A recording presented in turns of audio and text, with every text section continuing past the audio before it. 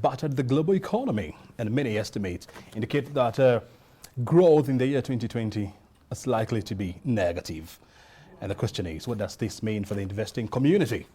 Companies and countries have been forced to go back to the drawing board to come up with new plans and, of course, to draft a roadmap of how they're going to survive after the virus. Kenya is one of them, definitely. Joining us on Inside Government is KenInvest, or Kenya Investment Authority Managing Director, Dr. Moses Ikiara. We're going to discuss the investment climate here in Kenya during the pandemic and even after the pandemic. Thank you so very much indeed for your time, sir. Yeah, my pleasure. Good afternoon. Fortunately, there is no shaking of hands. Yeah, well, it's a new normal. So yeah. I mean, we are living in a highly unprecedented time. We haven't seen a time like this in the world. What does this mean for investment in Kenya?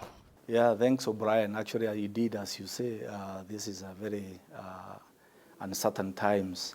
I am recalling the situation we were in January and the kind of plans we had for this year, and how quickly things turned around within a couple of weeks. It's difficult actually to tell that it has only been only 3 or so months or 4 months, and the difference has been really, really major. So it's investment, as you know, gets cringed when investors go to the location to actually confirm what they have seen in proposals and in marketing materials that they have seen, to go see the people, see the opportunities, see how the country looks like, feel the DNA and the vibrance, the momentum of the economy, and that's when they actually now make the final decision. So with the travel now completely grounded, people are not traveling, we are not able to do that final link for investments to happen. Of course, we are working to make sure that we keep the pipeline warm. All the investors who have been working and in the process of investing, we're giving them information, telling them how things are moving. So I just keep this warm so that when the crisis is over, we are ready to take off, basically to rebound. I estimate by the UNCTAD, United Nations Conference on Trade and Development, which really publishes regularly on investment issues, indicates that globally we may have a reduction of maybe like 40% in FDI. And I think that doesn't look very far-fetched. When I look at the quarter we just finished, January to March of this year, we, I think, registered about 40 projects here at KenInvest, compared to 66 the previous quarter. So you can see already a decline, and even though it doesn't look so big. So what we are seeing is... and that is just for 1 quarter? That's 1 quarter. Yeah. If the crisis is not prolonged, but if it's... and what we are seeing now around the world, you can see quite considerable movement towards getting back to normal. You see what has happened to Wuhan itself, where the crisis started, and China in general. We've also seen, I think, La Liga in Spain is starting, I think, in a week or so. I think Germany and a few other places, there are countries that are now opening up a little bit, and we hope that there won't be a new round of reinfections like what people are fearing. So if we could be able to get back to some level of normality, with some months still remaining within the year, then we could be able to minimize the negative impact. Yeah. Investors, if there is something that they hate, is something that we call uncertainty.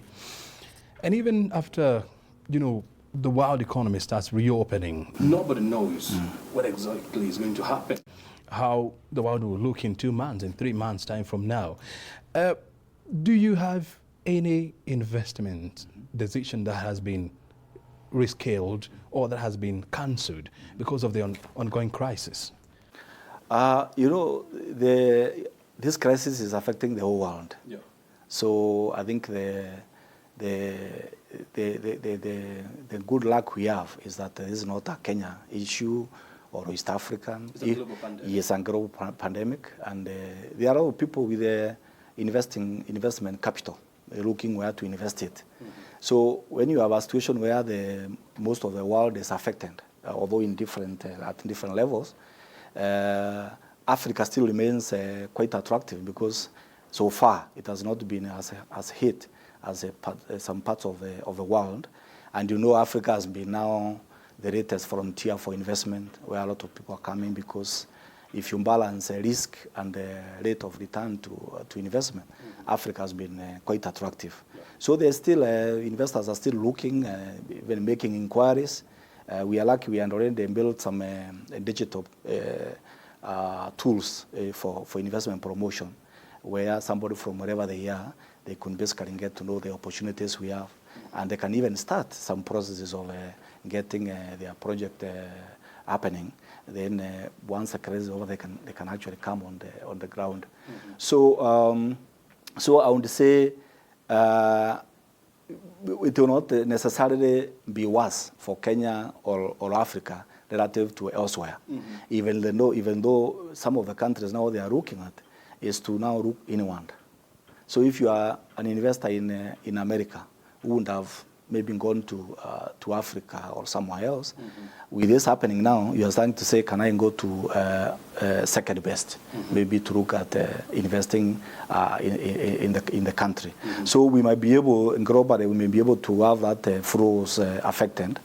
But there are, you know, on the FDI side, or on the domestic, DDI side, and you know, Kenya is a major player for investing in the continent.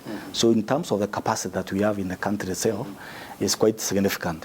And with what we are seeing now, that we are not able to get a lot of imports coming into the country, many investors are starting to look at new opportunities. You've seen what has happened in the revolution of masks.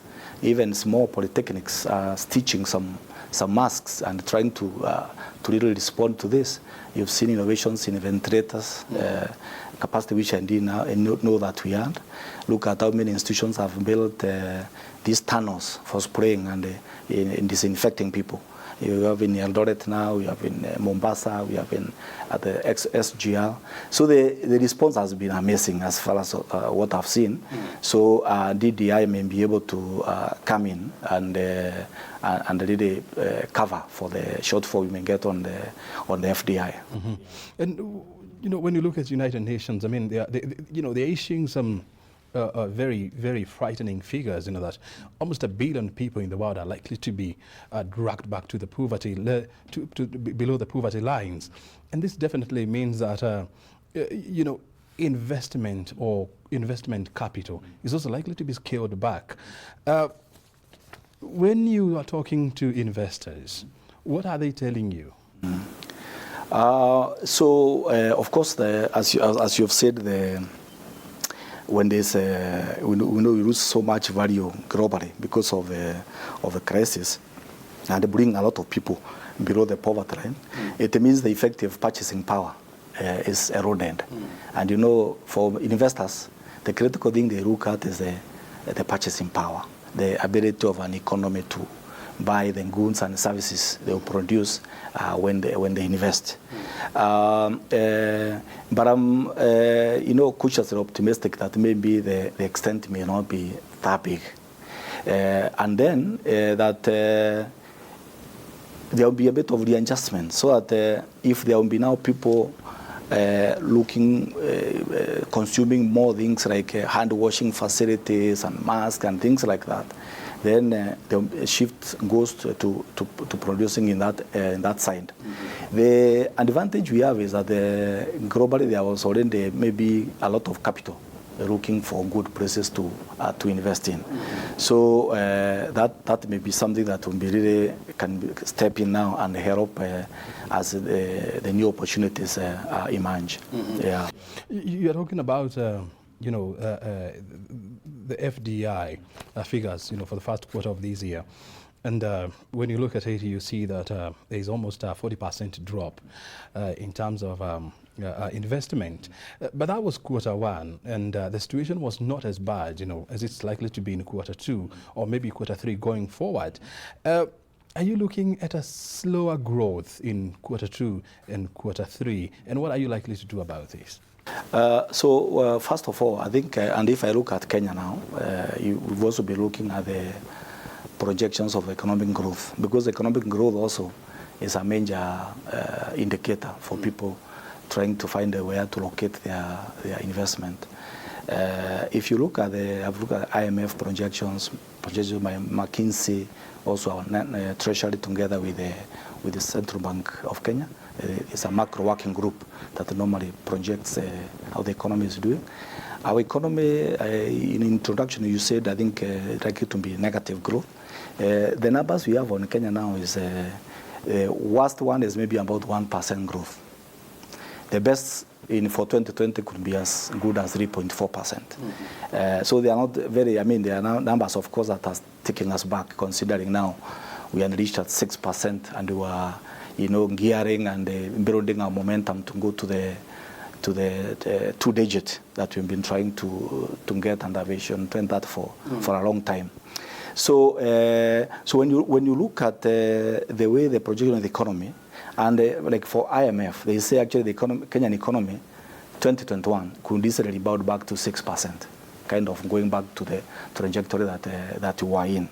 So it doesn't look, it's a hit, but maybe not as bad as one could have feared. And for us, what we are doing now is, first of all, is to say the investors who are here, because you have capacity. Kenya is #1 in Africa in outward FDI, in terms of the number of projects coming from this country being invested elsewhere in Africa. We are ahead of even South Africa in terms of the number of projects, even though they are ahead in terms of the amount of capital invested.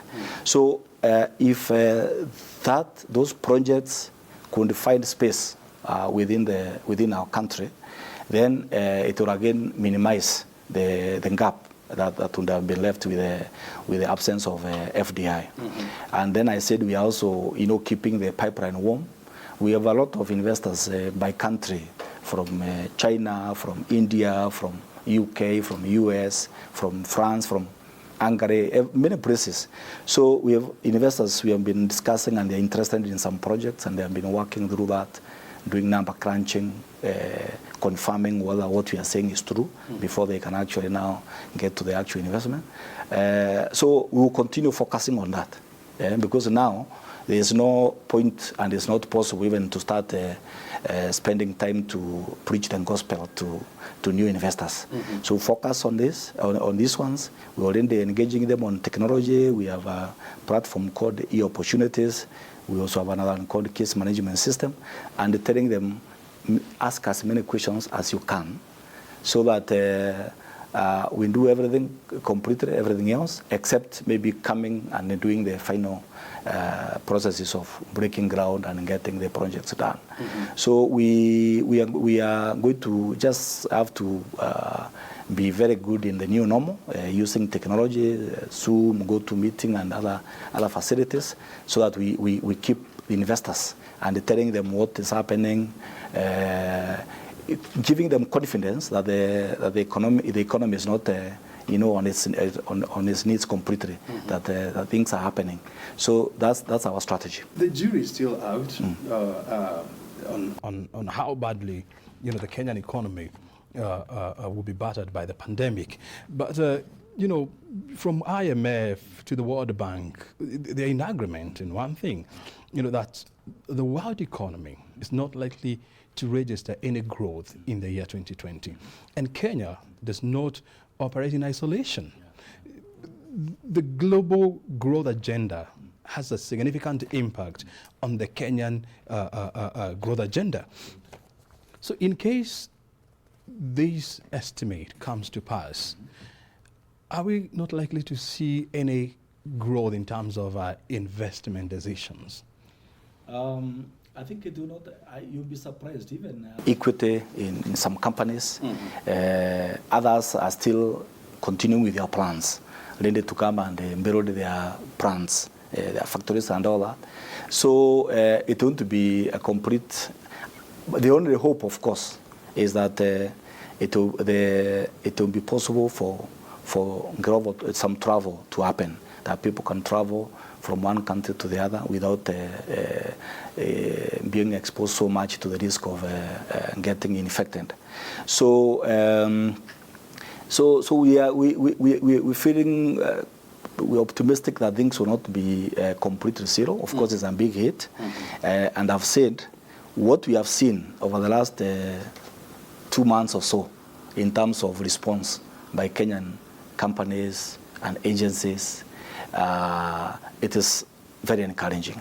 It means that what they will do here can cover a big gap in terms of what would have ordinarily been as a gap if there wasn't such capacity. The response is amazing. You look at how many agencies now that are producing sanitizers. Nobody's talking about that anymore. It was like the initial discussion the first few weeks. Masks now, of course, we still find maybe nobody's producing the N95 type in the country yet, which is very critical for health workers who are fighting the COVID-19 at the front line. So we would like to see whether somebody can come now and get the permits and the approvals they require to be able to build a factory that can produce this for Africa, and for the region. So there's a silver lining that, and we were always, afraid that because our economy is very open. If you look at the share of export in total trade or GDP, our economy is quite open. But now with the fact that the lockdown means many things cannot just come into the economy. People are finding alternatives, and as it's been always said that necessity is a mother of invention. I think we've been able to see that over the last month or two. So that is giving hope, and it's good that we can be able to shift. Our what we import, the amount of value we import per year relative to what we export. It's been a difference of 7 times or so. So if this can actually even help us change that trade balance to some level by producing more in the economy, then it will be okay. And I can tell you also, government has been really, really fantastic, very responsive to come up with a stimulus package, to come up with ways of improving the investment climate, the support that manufacturers and others require so that they can be able to substitute what they are not able to import into the economy. From where you sit, what can we do as a country, to lessen or to ameliorate the impact of the coronavirus on investment decisions in Kenya? Well, I think the first thing is that number one is survival. I think, in economics we say in the long term we will not be there. So it's crucial. The first thing is survival. And you find something like Jack Ma, what he has made, comment he has made recently, that in 2020, aim at surviving. If you survive, that's equivalent to profit, because then in the other year you will be ready to go on with your growth trajectory. So I think everybody, including businesses, micro, small, medium enterprises, everybody, all the Kenyans need to actually listen to the guidance coming from the Ministry of Health, to follow the guidance to the letter, to be patient, and then once we are able to control the virus, then the economy can be, you're already seeing efforts to start reopening, But when reopening is happening, and all of a sudden, the last 3 days, we've seen the rates of infection have shot up, We were before between 0.6 to 1% of all cases tested. Yesterday, reached maybe 4.2%. So that's a bit worrisome. And if this is not controlled, then it becomes impossible to actually open up the economy and create space for business and for investment.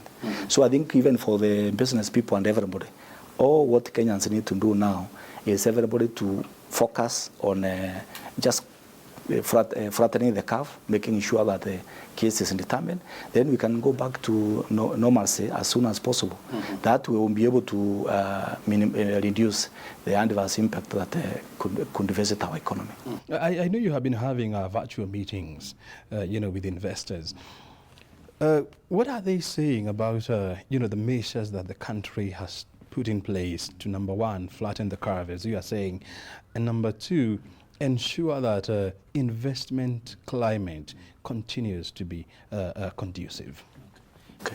Yeah, I think Kenya has received very good from what investors, what we are hearing from them, but they are also influenced a lot by media. Actually, Kenya has become one of the best practice countries so far in terms of how they have managed the crisis. The idea of having a curfew rather than a total lockdown was a very fantastic decision, considering the nature of our economy. 3/4 of our population, or the jobs we have in new jobs in our economy, are coming from the micro small sector.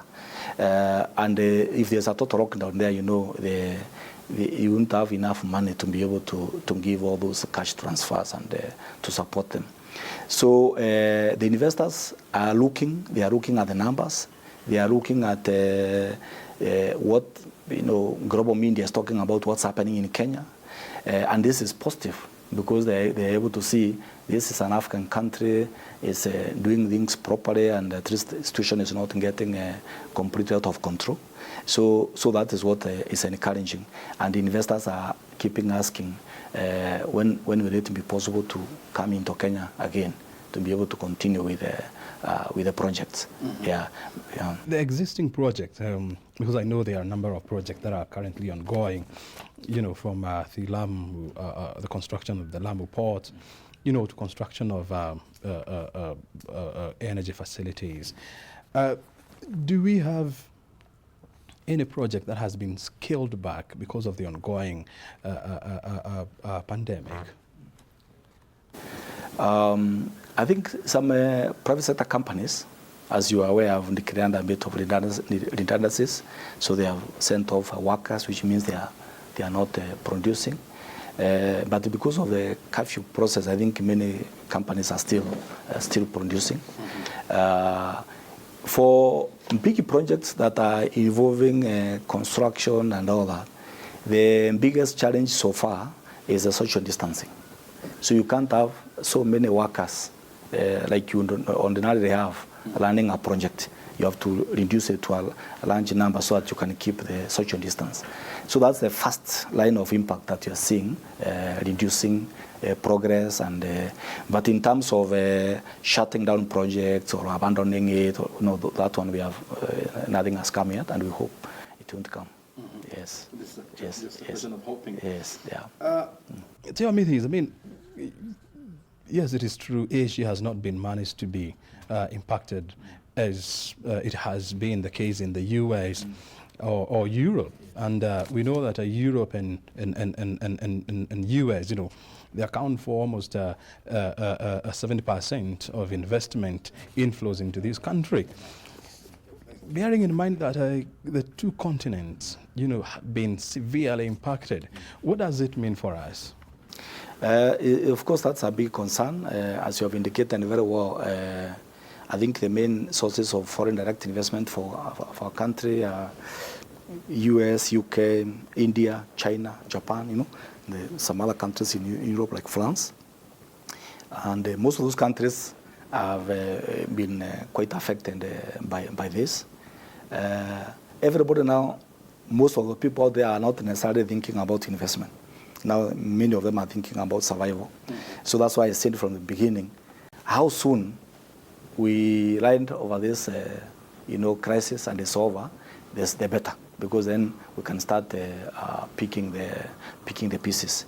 But I would say, apart from trying to invest in their own countries, if it's India in their own country, US the same.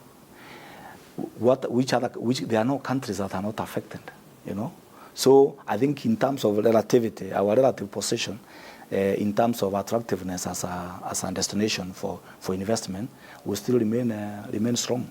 Especially now, if we can actually flatten our curve very, very quickly and get back to normalcy, then we will be actually increasing our strength and attractiveness as a destination. And countries have now started to come up with what they are calling, post-coronavirus recovery strategies. As a country, do we have such a plan? Yes, actually, O'Brien, the government is very organized. This crisis is being very well coordinated at the cabinet level. The overall committees that are coordinating this, then they have committees looking at security, looking at the health issue, looking at the business and the economy, looking at logistics and, all this. And a lot of work is going on through Zoom meetings and the small meetings. And that's why you have seen, like when we coming with ideas of how to allow for a movement of essential commodities, which run the economy. How do you do that in an environment of curfew? It's been done fairly well because of the coordination of these committees. So and look at also how quickly the government came up with the stimulant package to help various sectors to protect them from the adverse effects. And this is continuing, the standing analysis, feedback is happening already. We have already started even exporting already some of our products, like horticulture products, and the tea, which are very, very crucial. And the companies, like even Kenya Airways and others, are coping, maybe changing air passenger planes into cargo, to be able to cope with the crisis. So the response is quite well, is very well coordinated. I think what we need to do now is maybe the public themselves, the Kenyans, to adhere to guidelines much more, rather than maybe leading to a situation where more command and control or more draconian measures taken to keep them in compliance. You're talking about survival. Yes. And as we wind up, will the sun ever rise again? Yes, of course. Look at this beautiful sun. It will be well. If you look at, I think again, we've been having now more time to read about history also. There has been in the past where the world has faced a lot of pandemics. Some, so far, much more deadly than what we've seen in COVID so far. And the world has risen out of that and then grew into something bigger. So I think this is a big crisis, but it's not insurmountable. It is something I think the world will be able to engineer itself, overcome it, learn from it, and we proceed, going forward. Of course, there are things that maybe will change completely for a long time. Maybe like focus on public hygiene, and maybe even the handshake might, might die from this. Might affect maybe our culture, African culture, which has been a very, very good asset. But I'm optimistic completely that the sun will rise. It will not dim, actually. Yes, it will continue. Yeah, this. We have to keep hope. Yeah. Very well. Dr. Moses, thank you so very much indeed for joining us, and look forward to engaging you further in the future. Very good. Very well. Thanks, and I hope we can have a discussion when things are getting better. Oh, then you can say it's better than we thought. Absolutely. Yes, yeah. Very well. Thank you very much. Well, the bitter, the challenge, the sweeter, the victory. We have always to live. We must live with that mantra in life, and definitely the sun will rise again. We have been watching Inside Government. Thank you for your time. Remember, always keep social distancing, wash your hands, and avoid unnecessary travels. And at the end of it all, we shall triumph. My name is O'Brien Kimani. Thank you for your time.